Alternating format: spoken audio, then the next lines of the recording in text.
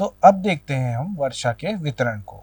वर्षा के वितरण की अगर बात करें तो पूरे अध्याय में मैं आप लोगों को पानी पानी ही पढ़ाते जा रहा हूँ।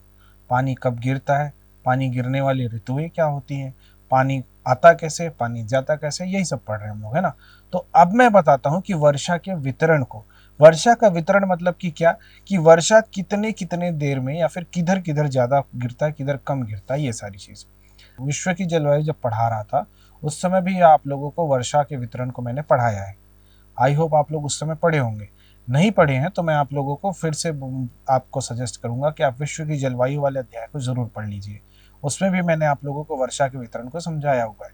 अब मैं आपको बताता हूं भारत में वर्षा के वितरण को। भारत में वर्षा के वितरण को 4 अलग अलग खंडों में बांटा गया है। पहले सबसे अधिक वर्षा वाले क्षेत्र, फिर मध्यम वर्षा वाले क्षेत्र, फिर न्यून वर्षा वाले क्षेत्र, और फिर अपर्याप्त वर्षा वाले क्षेत्र या फिर न्यूनतम वर्षा वाले क्षेत्र। 4 वर्षा वितरण के क्षेत्र हैं। मतलब वर्षा कहाँ कहाँ ज्यादा होती है, कहाँ कम होती है, उस आधार पर हमने क्या किया हुआ है कि पूरी जो हमारे जो देश है उसको अलग अलग क्षेत्रों में बांट के रखा हुआ है ना। तो हमारे पूरे भारत में अगर मैं वर्षा की बात करूं तो पूरे वर्ष भर जो औसत वार्षिक वर्षा है वो होती है कितनी, 125 सेंटीमीटर। 125 सेंटीमीटर वर्षा हमारे यहाँ पर पूरे भारत भर में वर्ष भर होती है। चाहे वो जनवरी में गिरे, चाहे वो दिसंबर में गिरे, चाहे वो 20 जुलाई अगस्त में गिरे, है ना। तो साल भर का जितना भी पानी गिरा, उस पानी का जब हम औसत निकालते हैं वर्षा मापी के यंत्र के दौरान, तो उस औसत को हम क्या बोलते हैं, 125 सेंटीमीटर हमारे यहाँ पर औसत वर्षा देखने को मिलती है। अब ये औसत 125 सेंटीमीटर है, तो क्या हर जगह 125 सेंटीमीटर होता है? नहीं, हर जगह ऐसा नहीं होता है। अधिक वर्षा वाले क्षेत्रों में ये जो वर्षा का जो स्तर है ये 200 सेंटीमीटर से भी अधिक हो सकता है। कितना? 200 सेंटीमीटर से भी अधिक हो सकता है। वार्षिक वर्षा की बात कर रहा हूं मैं। वार्षिक वर्षा वहां पर 200 सेंटीमीटर से भी अधिक हो सकती है। मध्यम वर्षा वाले क्षेत्रों में क्या होता है, ये आप लोगों के 100 से 200 सेंटीमीटर के बीच होती है। और जो न्यून वर्षा वाले क्षेत्र हैं वहां 50 से 100 सेंटीमीटर वर्षा होती है वार्षिक। और न्यूनतम जो अपर्याप्त वर्षा वाले क्षेत्र हैं वहां पर 50 सेंटीमीटर से भी कम की वर्षा होती है सालाना। इतनी कम वर्षा भी होती है और इतनी ज्यादा वर्षा भी होती है। पूरे वर्षा का जब मैं पढ़ा रहा था, जब मैंने पूरे अध्याय को पढ़ाया, तो मैंने आप लोगों को बहुत से अलग अलग जगहों के बारे में बताया है। उन्हीं जगहों को हम वितरण के क्षेत्र के अंतर्गत पढ़ते हैं। जैसे सबसे पहले बात करते हैं अधिक वर्षा वाले क्षेत्र। अधिक वर्षा वाले क्षेत्र की क्या पहचान है? अधिक वर्षा वाले क्षेत्रों में जो सालाना वार्षिक वर्षा है, वार्षिक वर्षा या फिर औसत वार्षिक वर्षा, ये 100 से 200 सेंटीमीटर होती है। ठीक है, 100 से 200 सेंटीमीटर के बीच होती है। पहला इसका ये।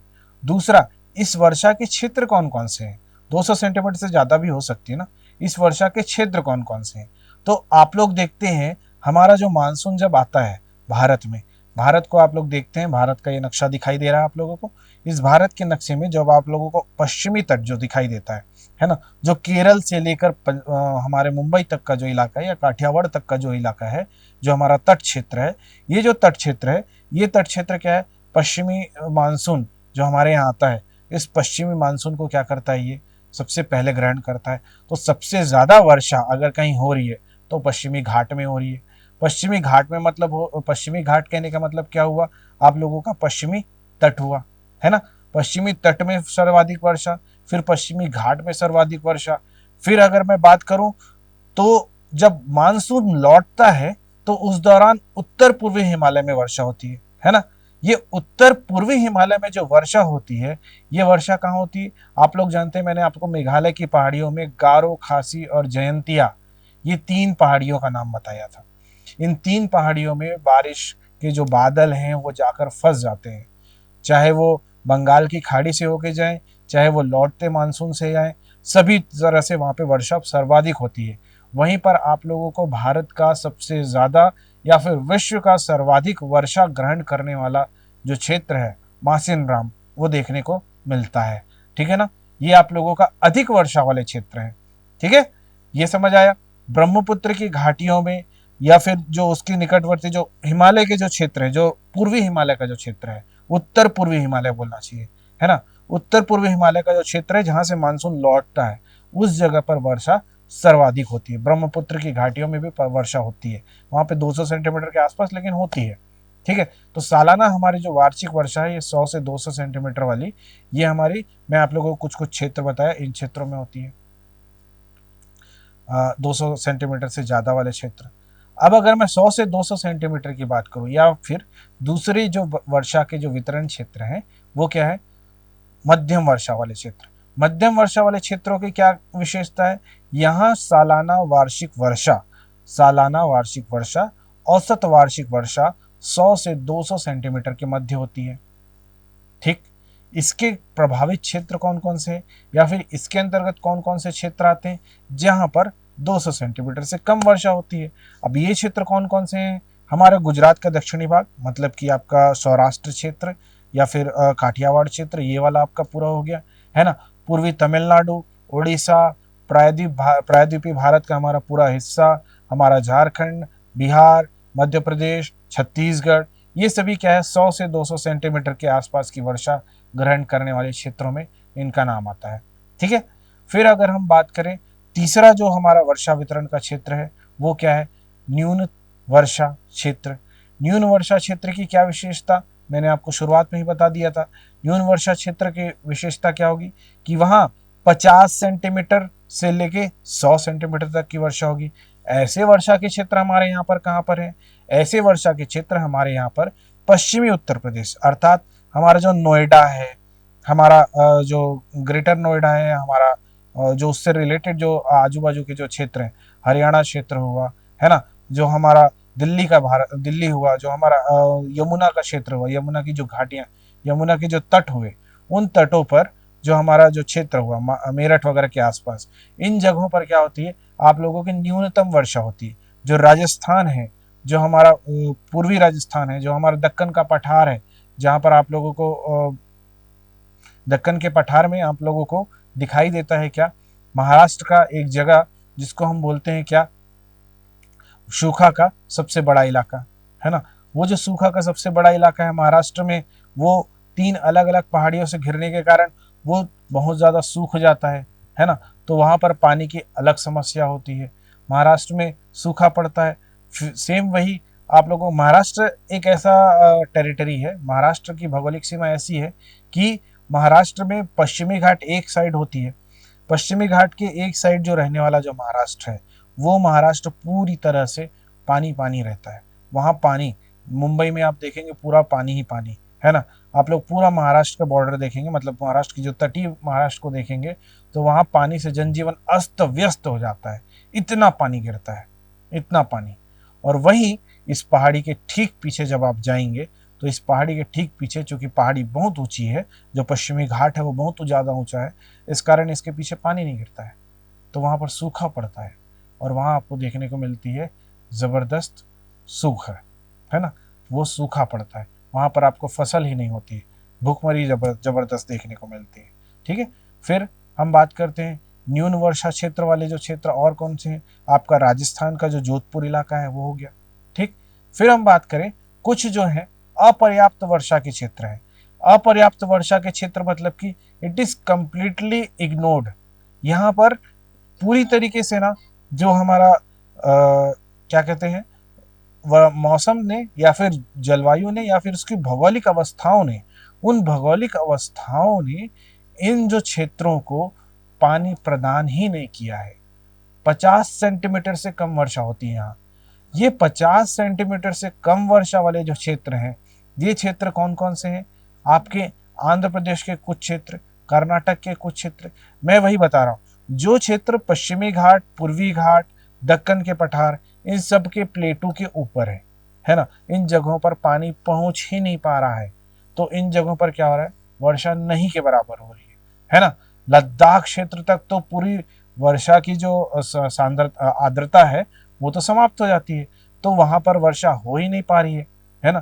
तो ये सब क्या है, अपर्याप्त वर्षा वाले क्षेत्र हैं। अपर्याप्त वर्षा वाले क्षेत्र आप लोगों ने देख लिए, तो ये आप लोगों के क्या थे भाई, 4 अलग अलग वर्षा के वितरण वाले क्षेत्र थे। ठीक है। अब यदि वर्षा कम हो और वर्षा हो ही ना, तो हमारे पास एक जो बड़ी विकट समस्या आती है, वो समस्या आती है क्या, गर्मी की। अगर पानी नहीं गिरता है ना, तो हम लोग बोलते हैं हे भगवान कितना गर्मी पड़ रहा है, पानी गिरा दो भगवान, बहुत गर्मी में जलन हो रही है ना। गर्मी में पूरा एकदम हाथ पैर जल रहा है। आप लोग धूप से जब आते हैं तो आप लोग देखते हैं क्या बहुत गर्मी पड़ रही है, एकदम तुरंत आके ठंडे पानी से धो रहे हैं, मम्मी ठंडा पानी कर दो। गर्मी में ऐसा होता है। और ये गर्मी क्यों होती है? जब आर्द्रता की कमी होती है, जब वर्षा की कमी होती है। तो जब वर्षा की कमी है, जब आर्द्रता की कमी है, तो क्या होगा, आप लोगों को गर्मी होगी। और यही गर्मी का सिद्धांत हमारे इस जलवायु के सिद्धांत, इस जलवायु के अध्याय का अंतिम सिद्धांत है, जिसे हम पढ़ते हैं किसके रूप में, भूमंडलीय तापन के रूप में। इंग्लिश में आप लोग इसे कहते हैं ग्लोबल वार्मिंग। ग्लोबल वार्मिंग क्या चीज है? ग्लोबल वार्मिंग भूगोल भूगोल या फिर हमारे जो भूमंडल है, इस भूमंडल में बहुत सी गैसें उपस्थित हैं।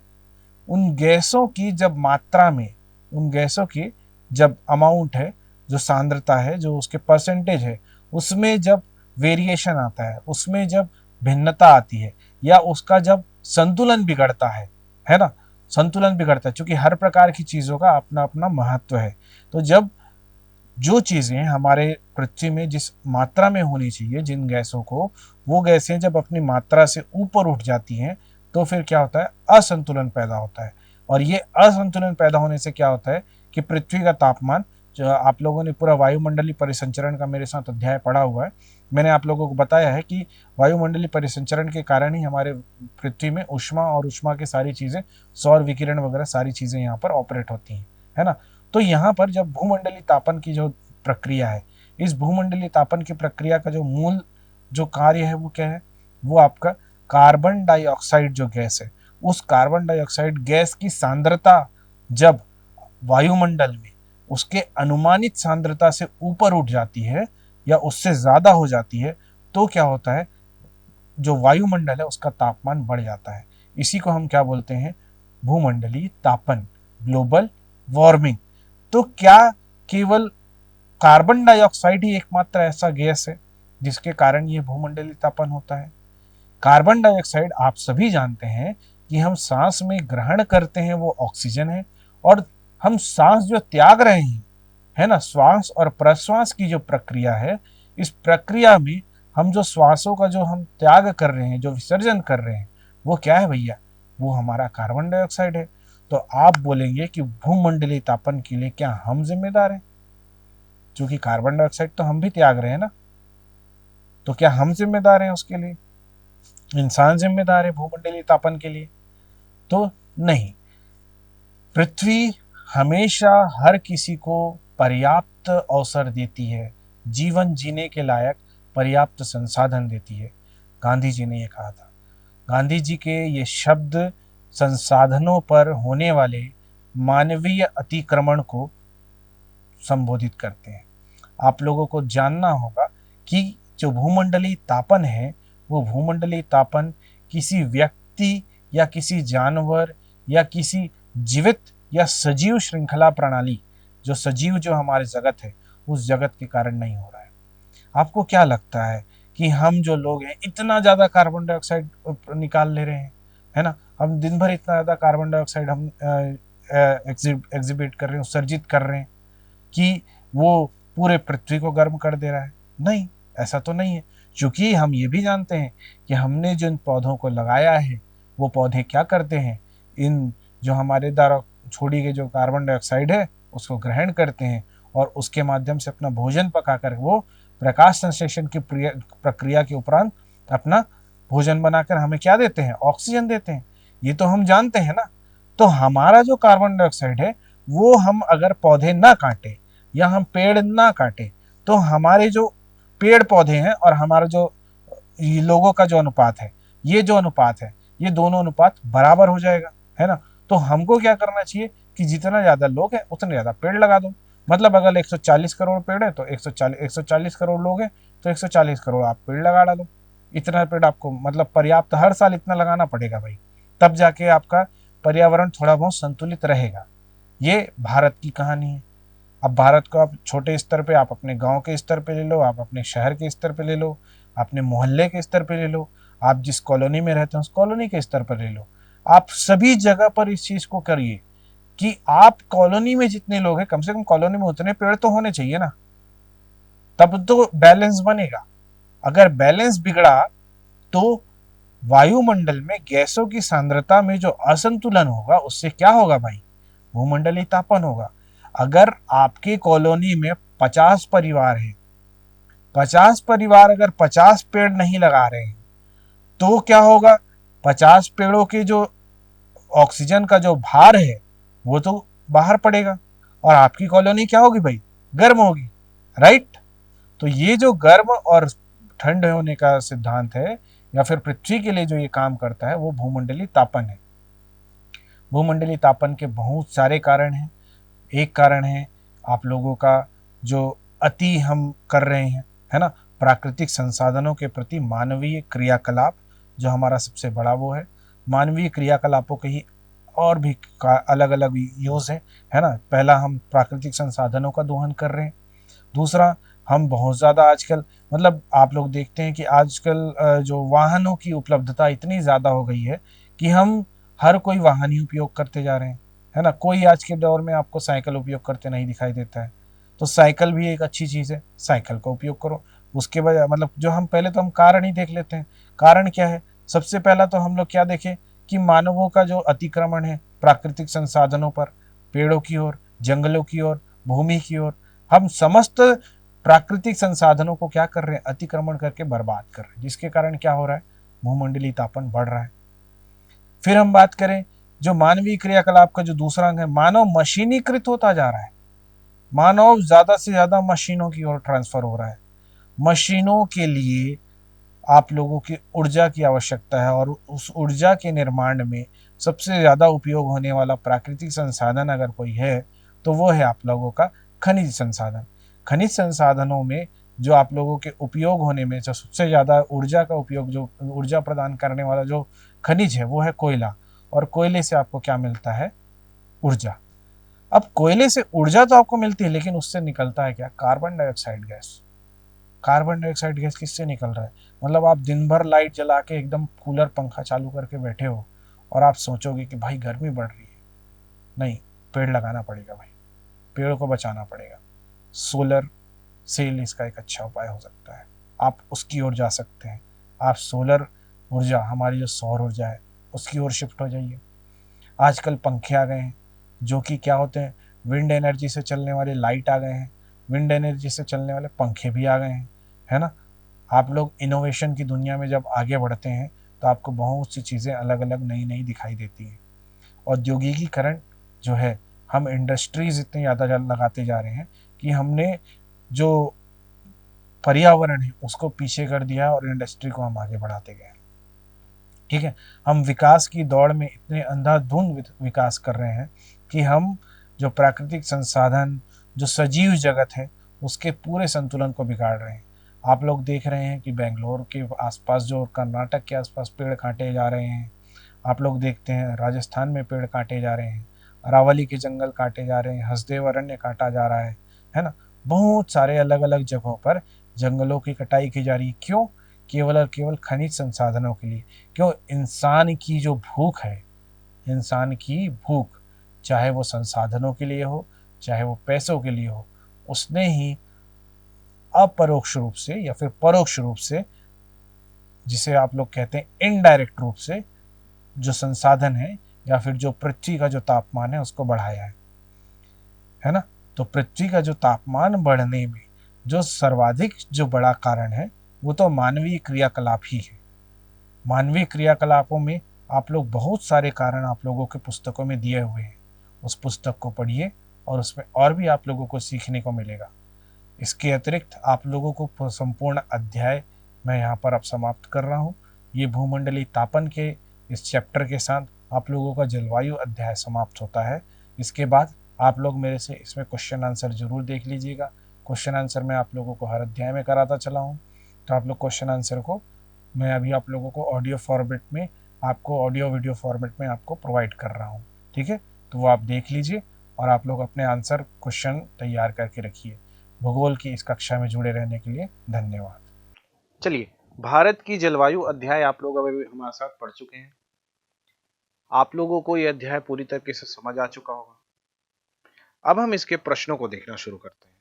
प्रश्न आपको, जैसे मैं पिछले अध्यायों में भी मैंने इसको आपको करवाया है, आपको बहुविकल्पीय प्रश्न मिलते हैं, आपको लघुत्तरीय प्रश्न मिलते हैं 30 शब्द वाले, और आपको एक दीर्घ उत्तर वाले प्रश्न मिलते हैं जिसमें 125 शब्दों में आपको उत्तर लिखना होता है। तो ये प्रश्न भी, इस अध्याय के प्रश्नावली भी कुछ उसी तरीके से है। देखिए, आपको स्क्रीन पे अब प्रश्नों की पूरी श्रृंखला दिखाई देगी। इस प्रश्नों की श्रृंखला में सबसे पहले आपको बहुविकल्पीय प्रश्न जो है वो दिखाई जा रहे हैं। ठीक है, देखिए पहला प्रश्न आपकी स्क्रीन पर है। जाड़े के आरंभ में तमिलनाडु के तटीय प्रदेशों में वर्षा किस कारण से होती है? चार विकल्प आपकी स्क्रीन पर लिखे हैं।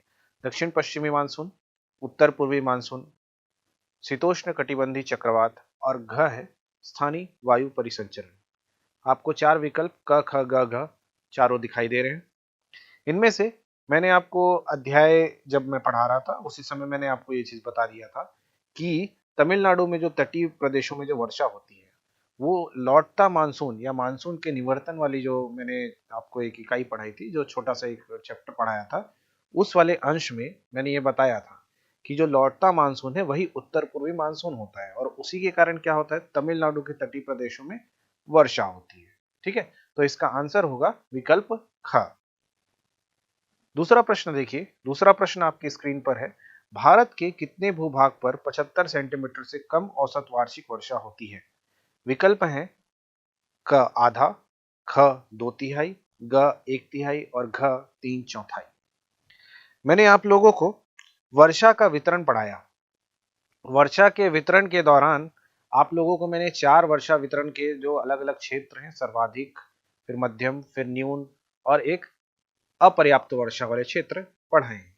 उस अपर्याप्त वर्षा वाले क्षेत्र में मैंने आपको जहां ऐसे क्षेत्रों के नाम बताए जहां 50 सेंटीमीटर से कम वर्षा भी होती है। तो प्रश्न आपका क्या है कि कितने भूभाग पर 75 सेंटीमीटर से कम औसत वार्षिक वर्षा होती है? तो वही क्षेत्र जिनको आप लोगों ने 50 सेंटीमीटर से कम औसत वार्षिक वर्षा वाले में पढ़ा है, या फिर जिनको आप लोगों ने अपर्याप्त वर्षा वाले क्षेत्रों के रूप में पढ़ा है, वो ही इसके उत्तर होंगे। और अगर हम उन क्षेत्रों की गणना करें पूरे भारत के, अखंड भारत के भूभाग से, तो ये जो एरिया आएगा ये लगभग एक तिहाई होगा। अर्थात इस प्रश्न का उत्तर है कि भारत का एक तिहाई भूभाग ऐसा है जहां पे 75 सेंटीमीटर से कम औसत वार्षिक वर्षा होती है। इसलिए इस प्रश्न का जो उत्तर होगा वो क्या होगा? विकल्प ग। फिर देखिए, आप लोगों को अब तीसरा प्रश्न आपकी स्क्रीन पर है। तीसरा प्रश्न लिखा जा रहा है, दक्षिण भारत के संदर्भ में कौन सा तथ्य ठीक नहीं है? विकल्प हैं क यहाँ दैनिक तापांतर कम होता है, ख यहाँ वार्षिक तापांतर कम होता है, ग यहाँ तापमान सारा वर्ष ऊंचा रहता है, घ यहाँ जलवायु विषम पाई जाती है। आप लोगों को इस अध्याय को, जलवायु को, जब मैं पढ़ा रहा था तो भी मैंने ये चीज बताया था कि हमारा जो उत्तर भारत और दक्षिण भारत, जब मैं आपको पूरे भारत की विविधता वाला जो हमारा अंश था अध्याय का, वो जब पढ़ा रहा था उस समय मैंने आपको बताया था कि जो दक्षिण भारत है वहां की जलवायु विषम है ना। उसके प्रभाव, उसका मतलब कि लगातार जो जलवायु की हर तरीके से हमारे पूरे जो भारत है, उस भारत की हर एक इकाई के साथ जो उसका वो है, मिश्रण है, वो सेम सा नहीं होता है। ठीक है ना। तो इस प्रश्न का विकल्प है विकल्प घ, यहां जलवायु विषम पाई जाती है। आगे चलते हैं और देखते हैं प्रश्न क्रमांक 4 आपकी स्क्रीन पर है। जब सूर्य दक्षिणी गोलार्ध में मकर रेखा पर सीधा चमकता है तब निम्नलिखित में से क्या होता है? आपको चार विकल्प आपकी स्क्रीन पर दिखाई दे रहे हैं। क उत्तरी पश्चिम भारत में तापमान कम होने के कारण उच्च वायु दाब विकसित हो जाता है। ख उत्तरी पश्चिमी भारत में तापमान बढ़ने के कारण निम्न वायु दाब विकसित हो जाता है। ग उत्तरी पश्चिमी भारत में तापमान और वायु दाब में कोई परिवर्तन नहीं आता। घ उत्तरी पश्चिम भारत में झुलसा देने वाली तेज लू चलती है। प्रश्न को अगर समझने की कोशिश करें तो प्रश्न दिया है सूर्य दक्षिणी गोलार्ध में होता है और मकर रेखा पर सीधा चमक रहा है। मतलब ये आपको ठंड के समय की अवस्था को बताया जा रहा है। ठंड के समय की अवस्था को अगर आप देखेंगे तो उस समय ऐसा ही होता है ना। सूर्य जो है वो दक्षिणी गोलार्ध में होता है और मकर रेखा पर सीधा चमक रहा होता है। तो उस केस में क्या होगा, अगर सूर्य दक्षिणी गोलार्ध में है ना, सूर्य दक्षिणी गोलार्ध में मकर रेखा पर चमक रहा है, मतलब वो भारत पर क्या है, भारत तो उत्तरी गोलार्ध में है, मतलब भारत में सूर्य की किरणें सीधे सीधे कम पड़ेंगी, डायगोनली तिरछे रूप से पड़ती रहती है ना। तो अल्प सूर्य हमको मिलता है उस समय पे। तो दिन छोटे होते हैं, दिन छोटे होते हैं, इससे क्या होता है, सूर्य एक तो हमारे पास सूर्य का प्रकाश पूरा पूरा सीधे जो कर्क रेखा में जब पड़ता है, जब ग्रीष्म ऋतु में, तो हमारे यहाँ गर्मी होती है। मकर रेखा में पड़ रहा है मतलब कि हमारे यहाँ उस समय ठंड है। ठंड है मतलब उस समय हमारे यहाँ तापमान कम होगा, तापमान कम होगा और उससे हमारे उच्च वायुदाब विकसित होगा। तापमान का जो सीधा संबंध है वो वायुदाब से है ना। ये आपको मैंने पढ़ाया है विश्व की जलवायु पढ़ाते समय। तो अगर आप लोग ये चीज देखें तो आप लोगों को इस प्रश्न का उत्तर जो दिखाई देगा, वो उत्तर दिखाई किसमें दे रहा है, विकल्प का उत्तरी पश्चिमी भारत में तापमान कम होने के कारण उच्च वायुदाब विकसित हो जाता है। ये ही इसका सही उत्तर है। तो ये आप लोगों के 4 बहुवैकल्पिक प्रश्न थे। इस प्रश्न के बाद आप लोगों को अब लघुत्तरी प्रश्न, जिसके उत्तर आप लोगों को 30 शब्द में देने होते हैं, वो प्रश्न आप लोगों के स्क्रीन पर है। सबसे पहला प्रश्न आप लोगों को दिखाई दे रहा है, अंतः उष्ण कटिबंधीय अभिसरण क्षेत्र क्या है। जब विश्व की जलवायु हम पढ़ रहे थे उस समय मैंने आपको बताया था अंतः उष्ण कटिबंधीय अभिसरण क्षेत्र या फिर ITCZ क्या है, अध्याय के दौरान भी मैंने बताया है। और अभी मैं इसकी एक छोटी सी परिभाषा आपको स्क्रीन पे दिखा रहा हूँ, इसको आप नोट डाउन कर लेंगे और अपनी कॉपी में लिख कर रखेंगे कि अंतः उष्ण कटिबंधीय अभिसरण क्षेत्र क्या चीज है। ठीक है, ये रहा आपकी स्क्रीन पर, इसे आप देखिए और स्क्रीनशॉट ले लीजिए और इसका आंसर लिख लीजिए। चलिए आगे बढ़ते हैं और देखते हैं प्रश्न क्रमांक 2, मानसून प्रस्फोट से आपका क्या अभिप्राय है। भारत में सबसे अधिक वर्षा प्राप्त करने वाले स्थान का नाम लिखिए। इस प्रश्न के उत्तर में दूसरा जो इसका प्रश्न का जो दूसरा अंश है उसका उत्तर तो मासिन राम है, ये हम जानते हैं। मानसून प्रस्फोट से क्या अभिप्राय है, इसका उत्तर मैं आप लोगों को यहाँ पर स्क्रीन पर दिखा रहा हूँ, इसको देखिए आप, और ये जो उत्तर है इसको आप अपनी कॉपी में हूबहू लिख लीजिए। ये आपको कब पढ़ाया गया है, ये आपको पढ़ाया गया है मानसून में, जब वर्षा को हम पढ़ा रहे थे उस समय पे आपको पढ़ाया गया है।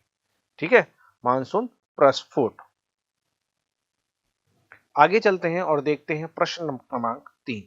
प्रश्न क्रमांक 3 है, उत्तरी पश्चिमी भारत में रबी की फसल बोने वाले किसानों को किस प्रकार के चक्रवातों से वर्षा प्राप्त होती है, वे चक्रवात कहाँ उत्पन्न होते हैं।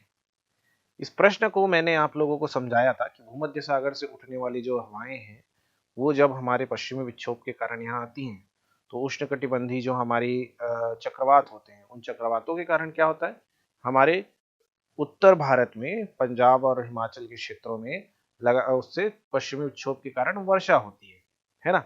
और वो वर्षा हमारे जो गेहूं की फसल है, जो रबी की फसल है, उनको वो उनके लिए मतलब जीवनदायक होती है ना। ये मैंने आप लोगों को बताया था। ये चक्रवात कहाँ उत्पन्न होते हैं, भूमध्य सागर में होते हैं, उस रेखा में उत्पन्न होते हैं, है ना, भूमध्य सागरी वाली रेखा पे। तो ये आप लोगों के प्रश्न के उत्तर है और इसको मैं आपको स्क्रीन पर आपको एक डिटेल फॉर्मेट में दिखा रहा हूँ। ये देखिए आपको स्क्रीन पर इस प्रश्न का उत्तर है। ठीक है, ये आप लोगों ने डाउनलोड कर लिया होगा, ये आप लोगों ने स्क्रीनशॉट ले लिया होगा। तो अब हम बढ़ते हैं आपके दीर्घोत्तरी प्रश्नों की ओर, जिसके उत्तर आप लोगों को 125 शब्दों में देने हैं। इसको प्रश्न इन प्रश्नों को अगर हम देखें तो इन प्रश्नों में सबसे पहला प्रश्न है, जलवायु में एक प्रकार का ऐक्य होते हुए भी भारत की जलवायु में क्षेत्रीय विभिन्नताएं पाई जाती हैं। उपयुक्त तो उदाहरण देते हुए इस कथन को स्पष्ट कीजिए। यदि आप लोग अध्याय देखेंगे तो अध्याय में भारत में जलवायु में विविधता, ये जो अध्याय है उसका एक अंश है जलवायु में विविधता। इस अंश को अगर आप पढ़ेंगे, पुस्तक से आपको पढ़ना ही पड़ेगा इस चीज को, तो वहां पर आपको ये सारी चीजें दिखाई देंगी। अभी मैं फिलहाल आप लोगों को इसके लिए पुस्तक का जो अंश जो इस प्रश्न का उत्तर है वो आपको स्क्रीन पर दिखा रहा हूं, इसे आप नोट डाउन कर लेंगे। ठीक है, चलिए आगे बढ़ते हैं और देखते हैं प्रश्न क्रमांक 2 जो दीर्घोत्तरी में है। भारतीय मौसम विभाग के अनुसार भारत में कितने स्पष्ट मौसम पाए जाते हैं?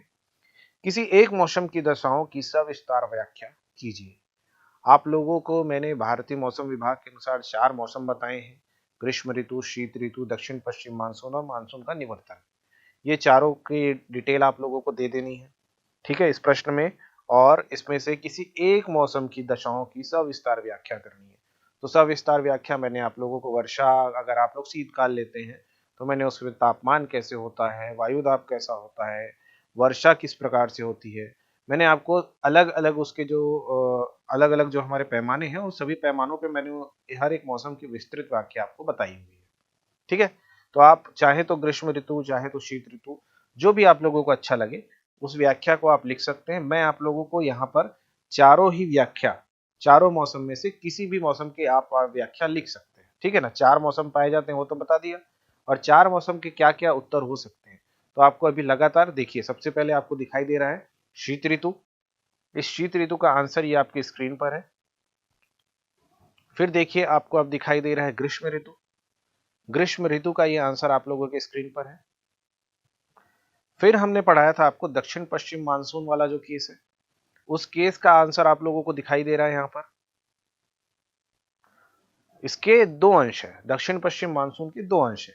एक है बंगाल की खाड़ी का मानसून और एक है अरब सागर का मानसून, है ना। तो आपको पहला जो मैं दिखा रहा हूं ये अरब सागर वाला है, और दूसरा जो अब आप स्क्रीन पर देख रहे हैं ये बंगाल की खाड़ी के क्षेत्र का मानसून है, ठीक है। और लास्ट मौसम जिसकी विस्तार की व्याख्या की करनी है वो मानसून का निवर्तन है या मानसून का लौटना है। तो इस मानसून के लौटने वाली जो व्याख्या है वो आप लोग अब स्क्रीन पर देख रहे हैं। ये आप लोगों का क्या था, ये एक प्रश्न के ही 4 अंश हैं। इनमें से आपको जो पसंद आए, चाहे आप वर्षा लिखना चाहें तो वर्षा लिखें, शीत लिखना चाहें तो शीत लिखें, आपकी जो इच्छा, जो आपको याद करने में आसान हो, जो आपको समझने में आसान हो, या फिर जो आपको सबसे अच्छा समझ आया हो, आप उस प्रश्न को लिख सकते हैं, ठीक है ना। आप उस अंश को उठा सकते हैं। आपको ये प्रश्न का उत्तर पूरा नहीं लिखना है, किसी एक मौसम की व्याख्या आपको करनी है, सॉरी किसी एक ऋतु की व्याख्या आपको करनी है।